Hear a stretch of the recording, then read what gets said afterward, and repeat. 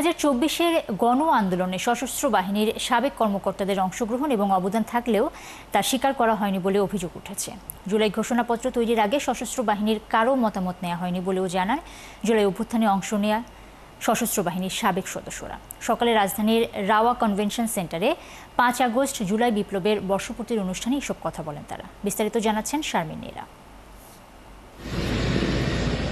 ছাত্র জনতার গণঅভ্যুত্থানে গেল বছরের এই দিনে ক্ষমতাচ্যুত হয়ে দেশ ছেড়ে পালান টানা 15 বছর ক্ষমতা আঁকড়ে ধরে থাকা শেখ হাসিনা। ডায়ালগ সুবাসিত টয়লেট ক্লিনার, যার পাওয়ার প্লাস ফর্মুলা টয়লেটের কোনায় কোনায় পৌঁছে 99.99% জীবাণু ধ্বংস করে।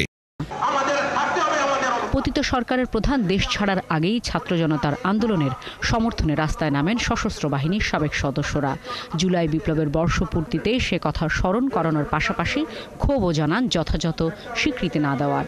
এমনকি জুলাই ঘোষণাপত্র প্রস্তুত করার সময়ও সশস্ত্র বাহিনীর সাবেক কর্মকর্তাদের মতামত নেওয়া হয়নি বলে অভিযোগ তাদের। আমাদেরকে ডাকা হয়নি, আমাদের কোনো অবদানের স্বীকৃতি নাই।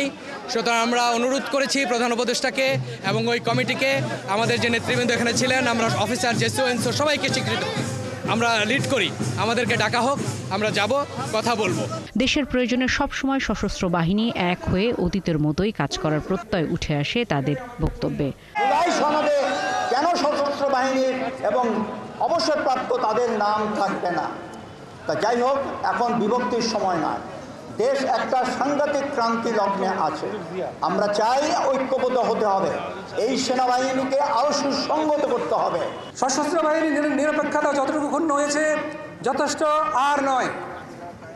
এখন সময় এসেছে সেনাবাহিনীকে পুনর্গঠন ও শক্তিশালী করার। ধমক দিলে, ধাক্কা দিয়ে সশস্ত্র বাহিনীকে পড়ে যাবে সেরকম সশস্ত্র বাহিনী আমরা চাই না। এ সময় 2009 সালে পিলখানা হত্যা ও মেজর সিনহা হত্যার বিচার দ্রুত সম্পন্ন করার দাবি জানান অনেকে। জুলাই বিপ্লবের বর্ষপূর্তি উপলক্ষে আলোচনা শেষে শোভাযাত্রার মাধ্যমে শেষ হয় এই অনুষ্ঠান। শারমিন নীরা, 71, ঢাকা।